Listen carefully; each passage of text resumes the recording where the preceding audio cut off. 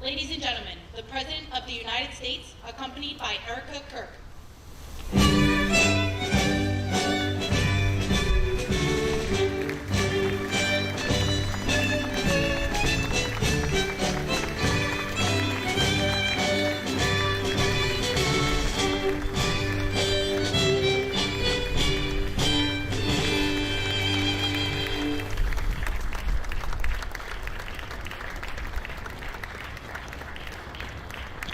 Thank you very much, everybody. Ladies, this is such an honor. This is the, please be seated. This is the first time we've been at the new and improved Rose Garden. And you can see Donald Trump is speaking. Like they've not loved a lot of things. We have the Presidential Walk of Fame, which you just saw.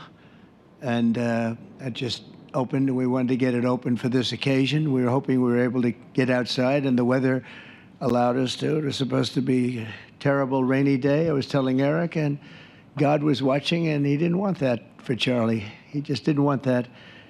So it's really beautiful. It couldn't be more beautiful. Today we're here to honor and remember a fearless warrior for liberty, beloved leader who galvanized the next generation like nobody I've ever seen before, and an American patriot of the deepest conviction, the finest quality and the highest caliber, the late, great Charlie Kirk.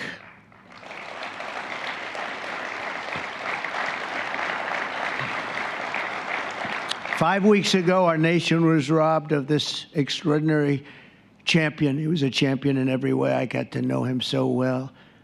He didn't like losing, and he was able to fight people that were enemies, and he didn't necessarily love those enemies so much. You know, I heard he loved his enemies, and I said, wait a minute, is that the same Charlie that I know? I'm not sure, but I didn't want to get into it. But it was a horrible, heinous, demonic act of murder. He was assassinated in the prime of his life for boldly speaking the truth, for living his faith and relentlessly fighting for a better and stronger America. He loved this country. And that's why this afternoon it's my privilege to posthumously award Charles James Kirk, our nation's highest civilian honor, the Presidential Medal of Freedom. Thank you.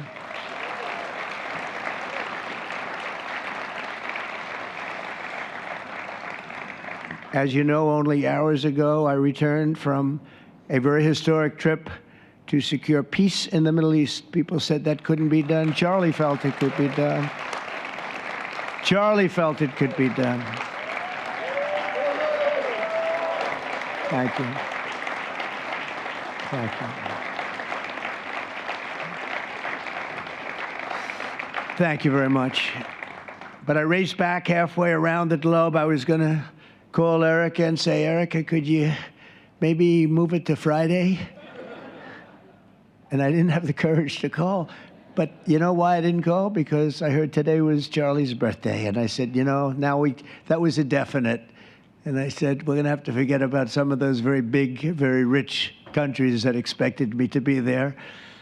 And I can tell you, based on the length of that flight, I wouldn't want to go back tomorrow. But I would not have missed this moment for anything in the world, nothing. And it's a very important time for our country, and our country is doing so well. It's never done better. We are a country with almost now $18 trillion of investment coming in. Nobody's ever seen anything like that. Previous administration had less than $1 trillion for 4 years. We have more than 18, it'll be much more than 20 by the time the year, more than $20 trillion. There's never been a country in the world that had anything like that. What's happened to our country is incredible in a short period of time. Charlie was a big person for, sir, could we close up those borders, please, a little bit? You know, they're really leaking badly. I said, Charlie, I haven't gotten there yet. But, you know, it came out last 4 months. Literally nobody was allowed into our country. And the only people that were allowed in were people that came in legally. The borders are absolutely stone cold closed, and they reported 0, 0, 0, and 0, so that's pretty good. But he was a big believer. He wanted people in the country more than I did, frankly. He wanted them to come in legally, and he got his wish.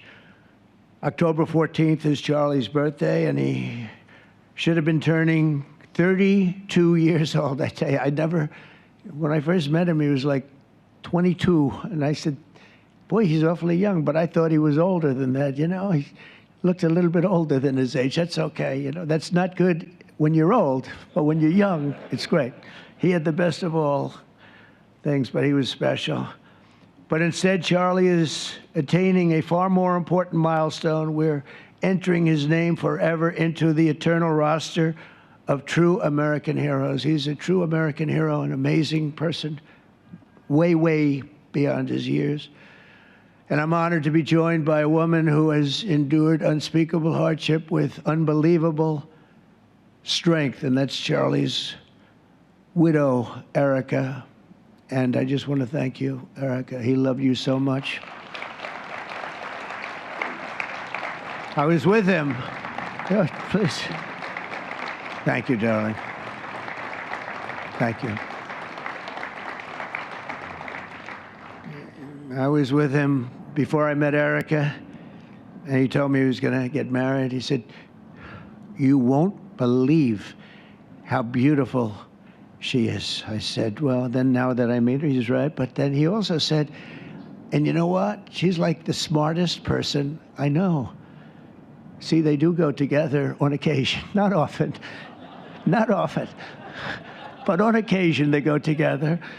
But he was in love with you. He was deeply in love with you. It's great.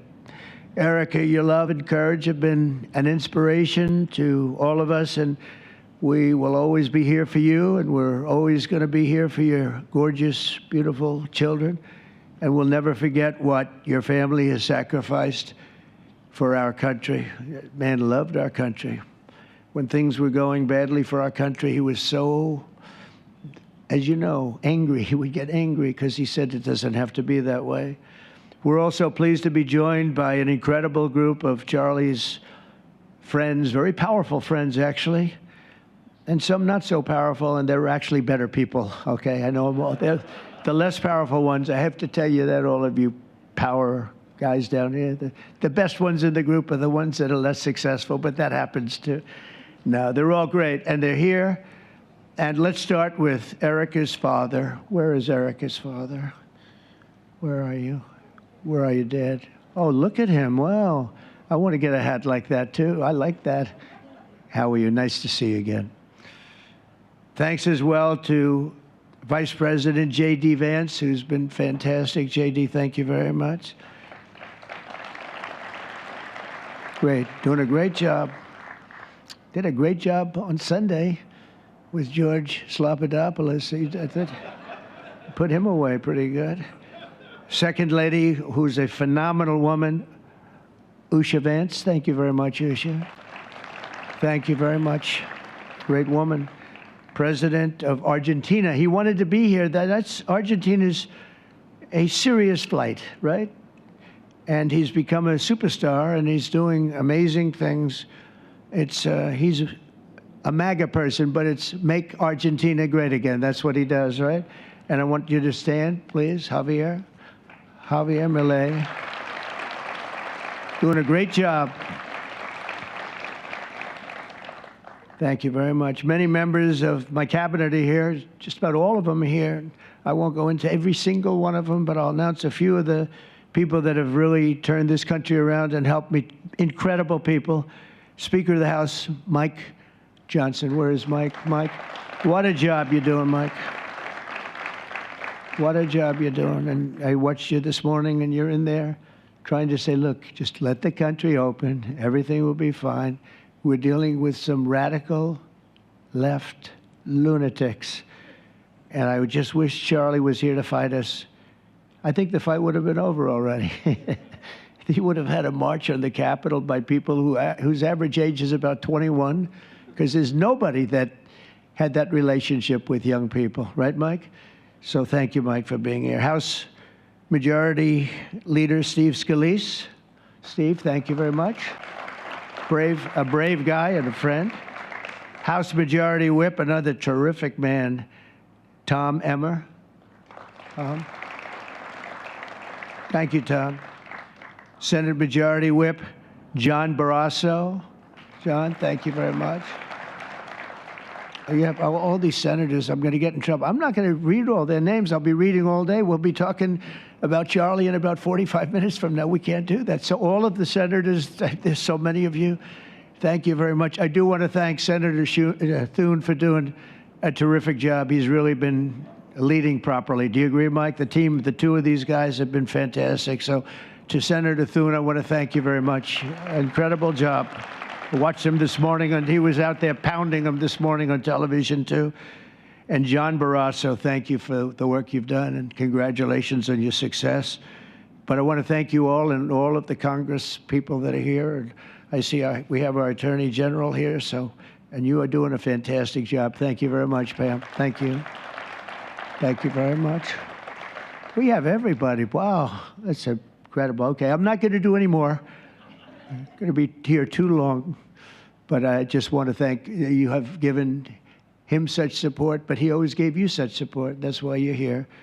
And very unusual. Charles James Kirk was a visionary and one of the greatest figures of his generation. He was truly an amazing figure and growing leaps and bounds. He knew that the fight to preserve our heritage is waged not only on the battlefield and in the halls of power, of which we have tremendous power here, including the head of a place called war. We call it now war. We had defense.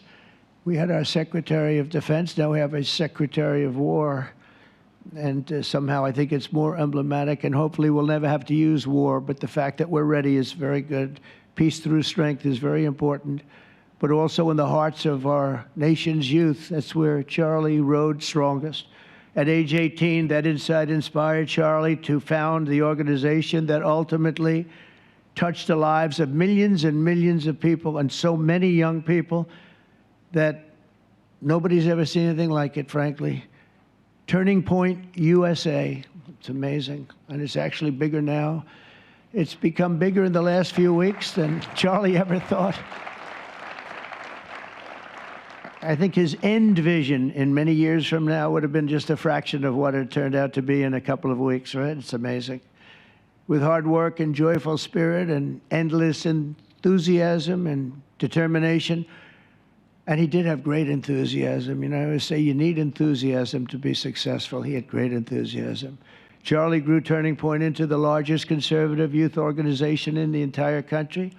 He forged a personal bond with countless young conservatives. He fought for free speech, religious liberty, strong borders, and a very strong and proud America.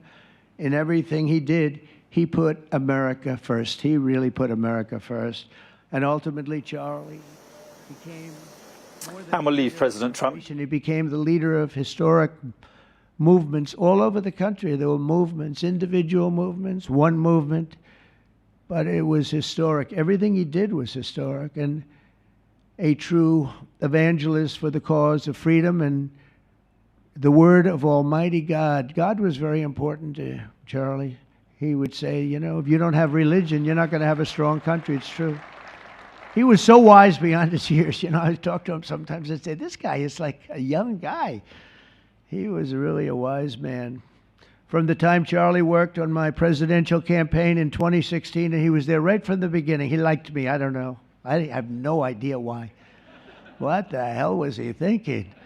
He said, you're going to win, sir. I said, you know, I'm running against 17 senators and a lot of tough people and governors. We have all these people. And he said, no, you're going to win, sir. He said, not going to be close. And he made it happen. He helped make it happen. I'll tell you that. Without him, who knows what would be. Maybe you'd have Kamala standing here today. That would not be good. I will tell you, Javier, you don't know who Kamala is. Promise. It would not be good. You agree with that, Howard? He also mobilized countless citizens to go vote. It's called Go Vote. Very simple. And with his help in 2024, we won more young people than any Republican by far in the history of our country. And we won the popular vote. We won the swing states, all 7 of them. Remember, they said, oh, well, if Trump could win 4, that would be nice. I win 7 by a lot, by a landslide. But the popular vote was massive. And we won the Electoral College. Remember, they said, well, it's going to be very hard. I'd say 270. Well, we got 312 to 226. And then we won something called districts and councils and different things. But in one case, we won 2,750 to 525. That's the one where you see the map is almost entirely red, except they have a little blue line on one side and a little blue line, meaning New York and a little bit Los Angeles. I have a feeling that if the vote were 100%, we would have won that too. You want to know the truth. But he knew, and he knew very well, and he also understood honesty, and he was always concerned with honesty. He said the only way we can lose is if the cheating gets so bad, and that's where we came up with a little phrase, too big to rig. We said, go out and vote. Just go out and vote. And we had that. Remember, we used to say that all the time because people would say, oh, they're going to win. We don't have to vote. Let's go to a movie. We'll come home and watch later. And he wasn't about that. So we come up to, really together, we came up with that phrase, we got to make it too big. I never made a speech where I didn't say at the end, now look, the polls are showing good. Don't believe the polls. He said, we're going to make it, Susie, right? Too big to rig. So if you think we're going to win by a lot, doesn't matter. Pretend we're losing. You got to go out and vote. They voted. And at 9:02, the whole thing was over, right? 9:02. Remember they said, oh, this could go a few days. Well, it went a few minutes. 9:02. And he knew that, and I felt it, but he knew it. He knew it. I think he knew it more than anybody. But Charlie never missed an opportunity to remind us of the Judeo-Christian principles of our nation's founding or to share his deep Christian faith. In his final moments, Charlie testified to the greatness of America and to the glory of our Savior, with whom he now rests in heaven. And he is going to make heaven. I said, I'm not sure I can make it, but he's going to make it. He's there. He's looking down on us right now. It's so incredible. Look at this, how this turned out. This was supposed to be so dark and cloudy. Not dark and cloudy, is it? Look at that, how beautiful that is. There's no artist that can capture it as beautiful as it is today. Wow, it's amazing. As I said, on the day that he was assassinated, Charlie Kirk was a martyr for truth and for freedom. And from Socrates to think, and to St. Peter, from Abraham Lincoln to Martin Luther King, those who change history the most, and he really did, have always risked their lives for causes they were put on earth to defend. He was put on earth to do exactly what he was doing. He didn't want to waste time. He would have been a top student at any college in the country. I know the college as well. He's smarter than the guys there. He was so smart. But he almost, I guess, didn't have the time. He knew what he wanted to do. It wasn't like, gee, I want to sit in the classroom for 4 years listening to people teach me liberal principles, because they were never going to teach him that anyway. But he didn't have the time. He really didn't have the time. But every time the enemies of goodness and virtue tried to silence the voice of righteous and noble leaders like Charlie, they failed. They seem to fail. Ultimately, they look like they're doing well, and then they end up failing, because the truth has been unrelenting over the years, over history. And people like Charlie, it's just they've got a power that others don't have, and very few people will ever have. So today, like those martyrs before him, Charlie's voice, his message, and his legacy are stronger and greater than ever before. They are greater than ever before. Look, this is a horrible event, but it brought out the greatness of Charlie. Nothing could have ever supplanted this. It's incredible the way people are talking about him, and with great love. I mean, I read so many stories about some of the enemies, but I watch the enemies, and it's hard for them to speak badly about him because they just don't. And then you do have people in the days since Charlie's killing. We've seen exactly why our country so dearly needed his example. We've watched legions of far-left radicals resort to desperate acts of violence and terror because they know that their ideas and arguments are persuading no one. They know that they're failing. They have the devil's ideology, and they're failing, and they know it. They feel it, and they become violent. They seem to become very violent on the left. They've rammed vehicles into federal law enforcement, fired sniper rifles at ICE agents, and me, you know. But I made a turn at a good time. I turned to the right. Charlie couldn't believe it, actually. He said, "How the hell did you make that turn?" I said, "I don't know." But fired rifles and threatened the lives of our Supreme Court justices, our great justices. They have to be protected. We just issued a lot of money, $60 million, to protect the Supreme Court justices. Very important. We can't let anything happen. In places of worship, we're protecting our people. We've seen that a candidate for Attorney General in Virginia boasted that he would want to see the Republican legislature, a legislator in Virginia, shot in the head and to see his children murdered. He actually said this. And now he continues to run for office, and most people continue to back him, but he said he wants his man shot. He said shot in the head and to see his children murdered. And they keep running. Pretty amazing, right? That's a bad one. Let's see how that turns out, but that's a really bad one. Nobody's heard that one before. Especially in the wake of Charlie's assassination, our country must have absolutely no tolerance for this radical left violence, extremism, and terror. We're done with the angry mobs, and we're not going to let our cities be unsafe. We're going to make sure our cities are safe. When you have Chicago, where they had 4,000 people murdered over a very short period of time, 4,000 people, and then we have a governor stand up and say, "Oh, things are going swimmingly." No, they're not. We're going to make Chicago safe, just like we're going to make. Look what we did in D.C. It's so nice that we started here, because this was one of the most violent places in the United States. It'd be dangerous to be right out here.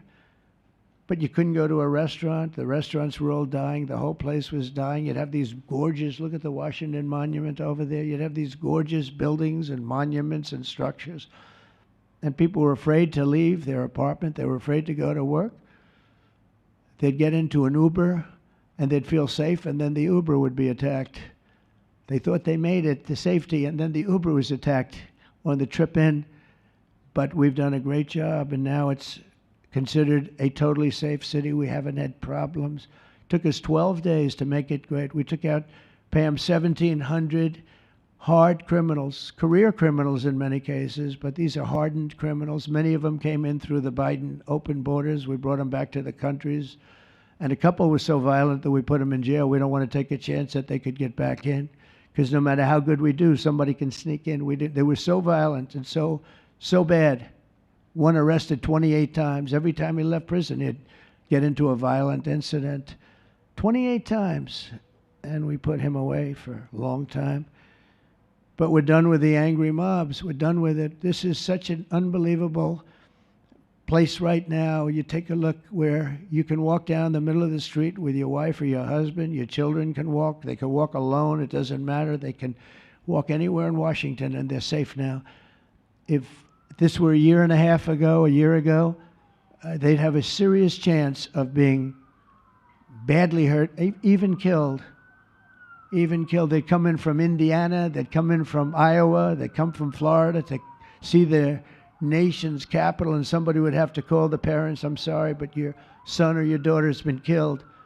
Not anymore. You hear those sirens going off? That's good. That's a good sound. That means they either got the bad guy or they're going to stop the bad guy. You didn't hear that sound because nobody wanted to do anything. Nobody. Listen to the beauty of that sound. Seriously. And that's the real deal sirens. They're not politically correct sirens. You hear them, they're about 3 miles away. That's great. What a beautiful sound.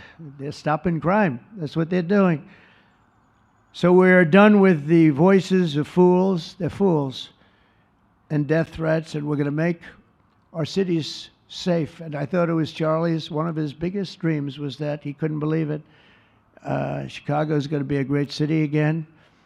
We've already, we sent people in there 6 months ago, and this governor said, well, crime is down. Yeah, that's because we had the FBI in there for 6 months, just preparing it for the bigger surge. And they've done a great job, the cash and the FBI.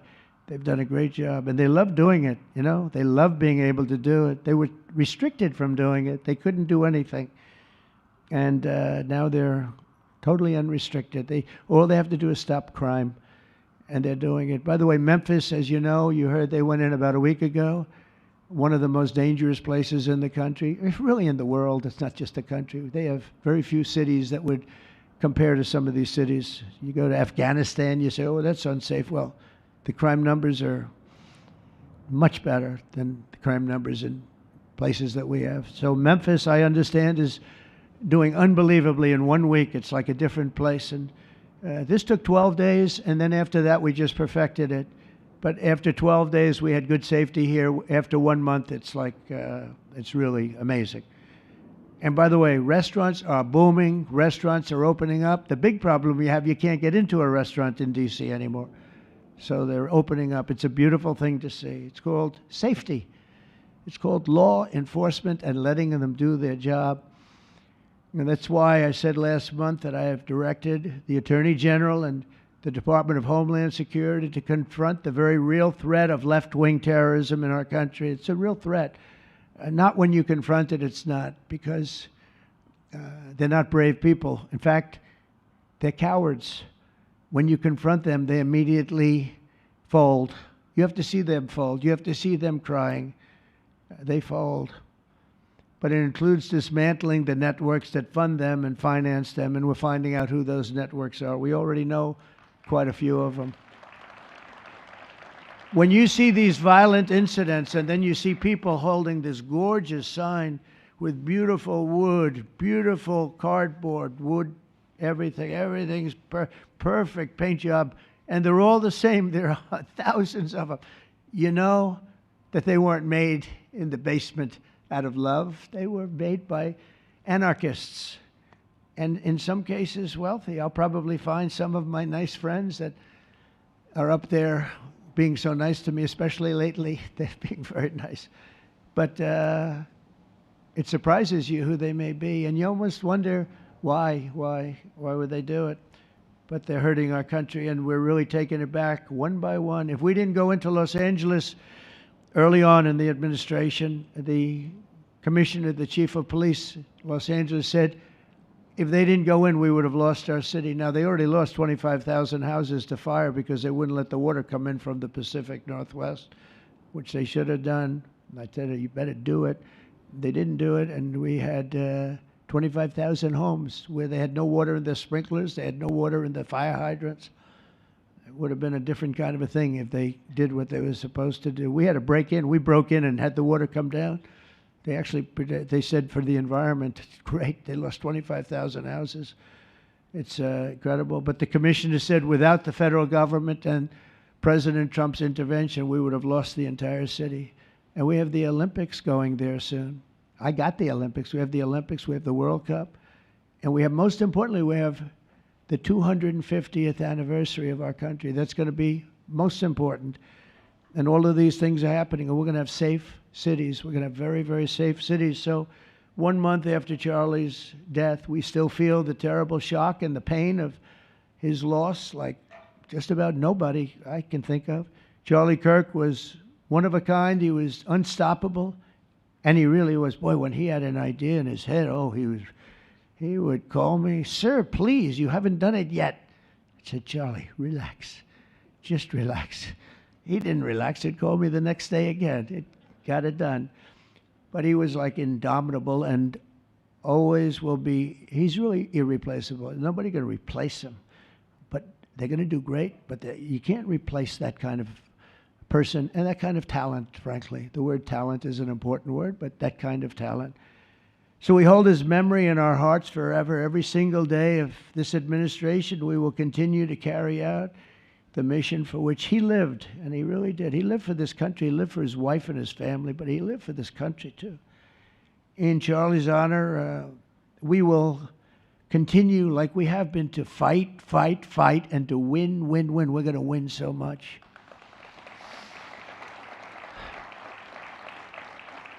So the Presidential Medal of Freedom is a big deal. You have the Congressional Medal of Honor, military, and the Presidential Medal of Freedom, which is civilian. And the Presidential Medal of Freedom is a really big deal. Very few people get it. Very few people, frankly, qualify. It's a decision of the president, but it's a qualification that's a very hard one to get.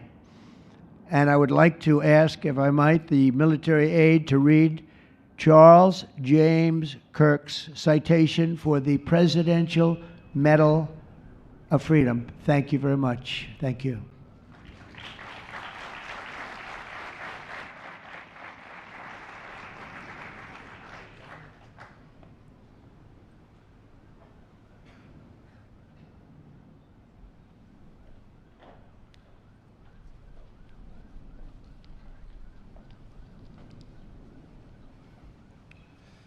The Presidential Medal of Freedom is awarded to Charles James Kirk.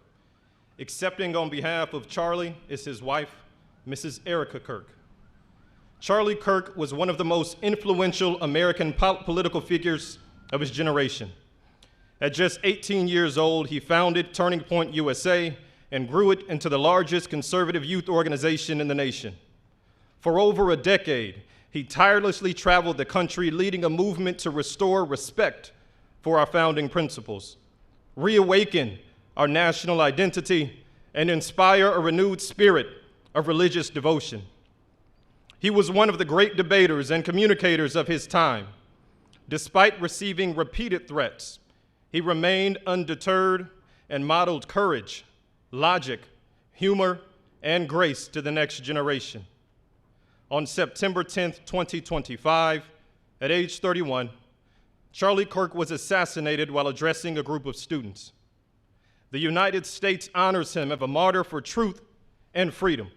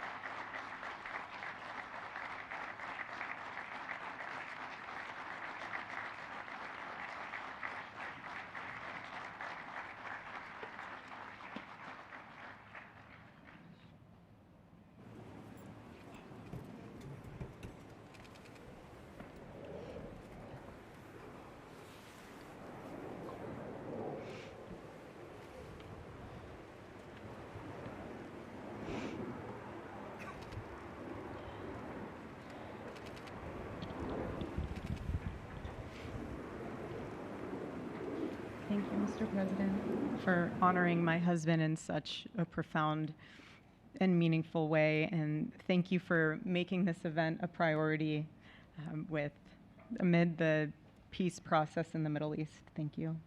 Very grateful. Charlie always admired your commitment to freedom, and that's something that both of you shared. So thank you.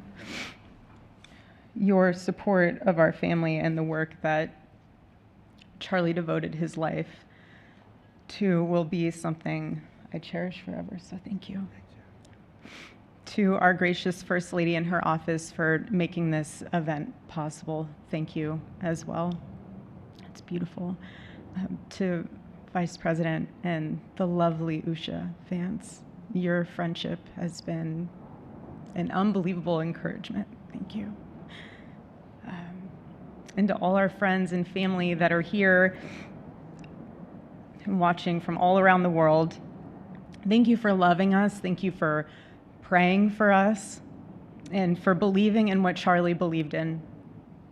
And to our Turning Point USA staff and the Charlie Kirk Show staff, we love you more than you could ever know. And to the Turning Point USA chapters that are watching all across America right now, you are the heartbeat of this future and of this movement. Everything that Charlie built, you guys are the legacy holders of that. You are living proof that his mission did not die with him. It lives through you. And Charlie always said the next generation will decide whether freedom endures.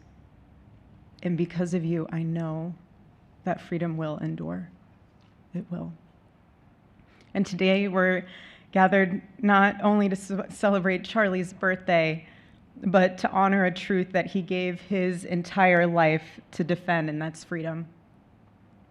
The very existence of the Presidential Medal of Freedom reminds us that the national interest of the United States has always been freedom. Our founders etched it into the preamble of our Constitution, and those words are not relics on parchment. They are a living covenant. The blessings of liberty are not man's invention, they are God's endowment. Charlie lived for those blessings, not as abstract words, but as sacred promises. He used to love to journal about this topic all the time, and with such a heart postured of gratitude. And he believed that liberty was both a right and a responsibility. And he used to say, freedom is the ability to do what is right without fear. And that's how he lived. He was free from fear. He was free from compromise, free from anything that could enslave his soul. His name, Charles, literally means free man. And that's exactly who my husband was. He was a free man. And from the time I met him, sitting across from him, being interviewed on politics and philosophy and theology, anything that Charlie loved, any topic he loved, and I just saw the fire in his soul, and there was this divine restlessness within him that came from knowing God placed him on this earth to protect something very, very sacred for all of us. And he never stopped fighting for people to experience freedom. He didn't. Charlie often said that without God, freedom becomes chaos. And he believed liberty could only survive when anchored to truth. And I remember in one of his speeches, he told the audience that the opposite of liberty isn't law. He said it's captivity. And that the freest people in the world are those whose hearts belong to Christ. But what's so powerful is that Charlie had the ability to communicate so brilliantly across all generations. And he reminded us that in a world that tells us freedom is doing whatever you want to do, the real freedom is the power to live freely and to do what is right. And in one of his journal entries, he wrote that he wanted everyone to know that you can't have liberty without moral responsibility. Freedom divorced from faith eventually just destroys itself. And what's so fascinating about all of this is looking back these past 12 years of Turning Point USA and his mission, there's almost this veil of sacredness. Because what I realize is that while he was building an organization, he was also building a movement. One that called people back to God, back to truth, and a movement that was filled with courage. And ironically, for a man who impacted millions, Charlie never desired to be the center of attention. He just wasn't. My husband was not a man of extravagance. He loved simple but deeply meaningful things, truly. He loved his late night walks. He loved buying more books than he could ever read because he felt there was no such thing as a book budget. And he loved being able to read to our kids the same bedtime story on repeat because he knew it was their favorite. And but to him that was special.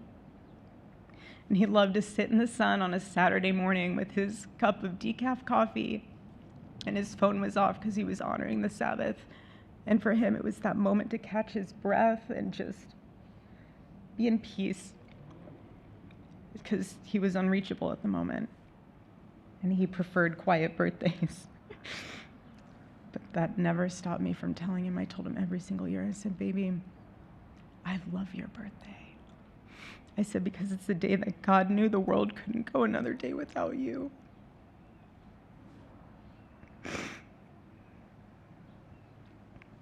And so the rhythm of our usual birthday celebration for him was mint ice cream, mint chocolate chip ice cream. He only had it twice a year, on his birthday and 4th of July. It's just, and then after that, it was back to work as usual. But last year, his one birthday wish was to see the Oregon Ducks play the Ohio State. And they won. Oregon won that night. And it was by far one of the most memorable nights of his birthday experience of his life until today. And so, honestly, President Trump, I have spent 7.5 years trying to find the perfect birthday gift for Charlie. And it's so difficult. And those of you that have spouses or loved ones, you know how difficult it is sometimes to buy a gift for someone that you love, because he wasn't a materialistic man, so that also did not help. But now I can say with confidence, Mr. President, that you have given him the best birthday gift he could ever have.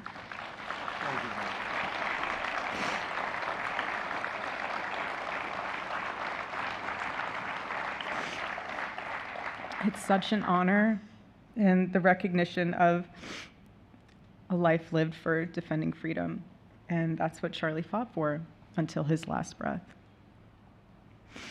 And it was written across his chest in those final moments on one of his simple t-shirts that always carried a message, and this one bearing a single word, freedom. That was the banner over his life, and that shirt was a declaration. The same declaration he made in every speech, every campus visit, every time he shared the gospel at a church, every sleepless night that he would spend praying for the youth of this nation and planning for the future of our country, and just impressing upon them that when we defend liberty, we defend the soul of our nation. My husband never told anyone what to say. He never did. He never told anyone what to say. He would just encourage them to think. He would encourage them to think outside of the traditional political labels. He would want them to think in a way that was anchored in wisdom and truth. But he would never tell anyone what to say.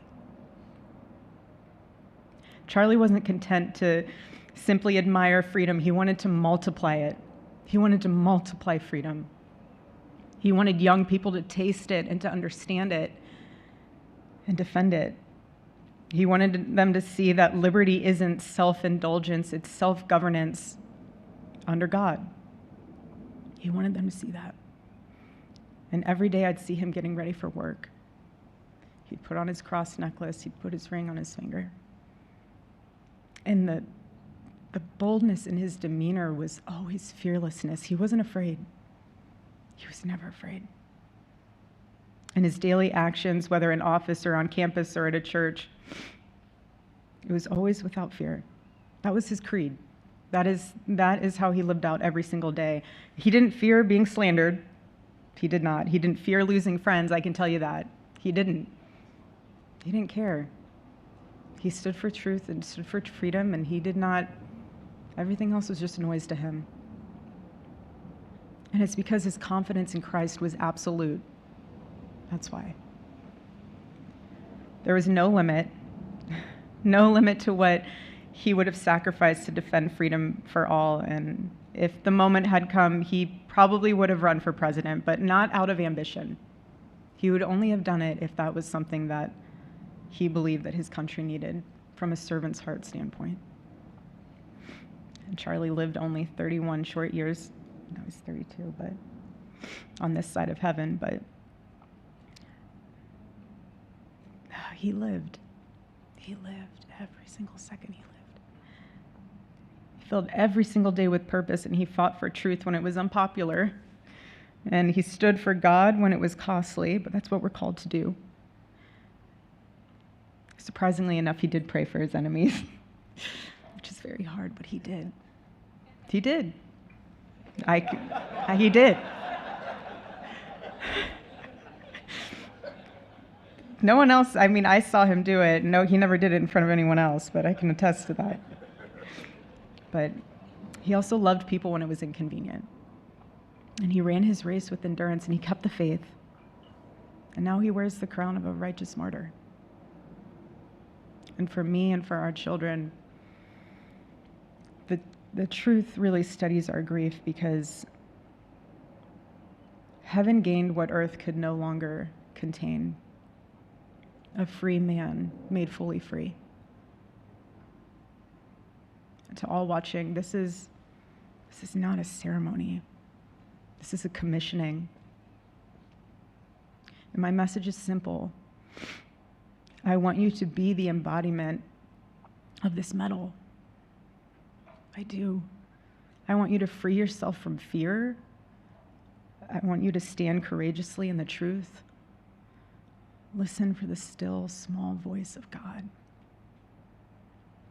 And remember that while freedom is inherited in this country, each of us must be intentional stewards every single day. God began a mighty work through my husband, and I intend to see it through. And the torch is in our hands now. It's in mine, it's in yours, it's in all of yours, it's in all the students with Turning Point USA. And before I close, I'll share with you that I asked our daughter what she would like to say to Daddy for his birthday. Excuse me.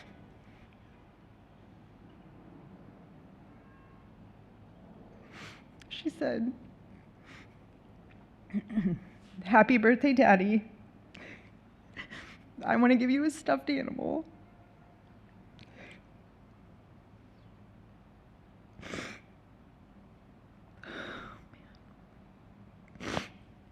I want you to eat a cupcake with ice cream, and I want you to go have a birthday surprise. I love you," is what she said. And while our son is precious, he can't yet speak, in classic Kirk family fashion, his actions spoke louder than his words, and his gift to you, Charlie, and myself for that matter, was deciding to become the man of the house and be fully potty trained at 16 months. But Charlie, baby, I know that you're celebrating in heaven today, but gosh, I miss you. We miss you, and we love you, and we promise we'll make you proud. And Charlie's life was proof that freedom is not a theory, it's a testimony. He showed us that liberty begins not in the halls of power, but in the man of a heart surrendered to God. And so today, as we honor Charlie with this incredible Presidential Medal of Freedom on his birthday, I stand here with tears and just a humbled heart and spirit, because his story reminds us all that to live free is the greatest gift, but to die free is the greatest victory. Happy birthday, my Charlie. Happy Freedom Day. God bless you.